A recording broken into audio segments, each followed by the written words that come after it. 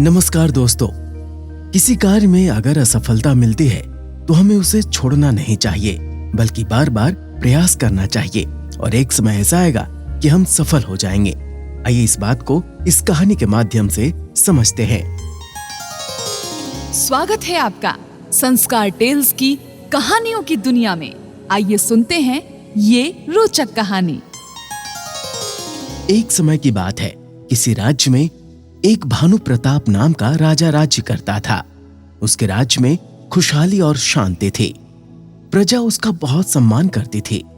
एक बार पड़ोसी राज्य के राजा ने उसके राज्य पर हमला कर दिया। दोनों राज्यों के बीच घमासान युद्ध हुआ। इस युद्ध में राजा भानु प्रताप की पराजय हुई और उसे अपने राज्य को छोड़कर भागना पड़ा। राजा भानु प्रताप किसी भी तरह अपना राज्य वापस पाना चाहता था। उसने अपने सैनिकों को एकत्रित किया और अपने दुश्मनों पर आक्रमण कर दिया, लेकिन उस युद्ध में भी उसे पराजय का मुंह देखना पड़ा।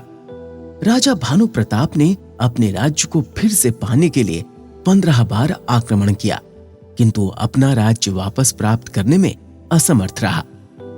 15वें युद्ध में पराजय के बाद उसके सैनिकों और प्रजा का उस पर से विश्वास उठ गया। वो पूरी तरह टूट गया और भागकर एक पहाड़ी पर जाकर बैठ गया। वहां वो उदास बैठा सोच रहा था कि अब वो कभी अपना राज्य वापस प्राप्त नहीं कर पाएगा। तभी उसकी दृष्टि एक मकड़ी पर पड़ी, जो एक पेड़ के ऊपर जाला बनाने का प्रयास कर रही थी। वो पेड़ के तने से चढ़कर ऊपर पहुंचती और जाला बनाने का प्रयास करती, लेकिन गिर पड़ती। किंतु वो फिर उठती और फिर पेड़ पर चढ़ने लगती। राजा भानु प्रताप मकड़ी को ध्यान से देखने लगा। 20 बार मकड़ी गिर चुकी थी, कभी पेड़ पर चढ़ते हुए तो कभी ऊपर जाला बनाते हुए। वो सोचने लगा कि अब तो मकड़ी के लिए पेड़ के ऊपर जाला बनाना असंभव है। शायद अब वो पेड़ पर चढ़ने का प्रयास छोड़ देगी, किंतु ऐसा नहीं हुआ।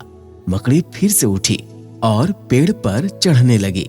इस बार वो नहीं गिरी और ऊपर पहुंचकर जाले को बना लिया। ये सोचकर राजा भानु प्रताप बहुत उत्साहित हुआ और उसने मन ही मन सोचा, मुझे तो मात्र 15 बार असफलता का सामना करना पड़ा है, अभी तो 6 अवसर शेष हैं।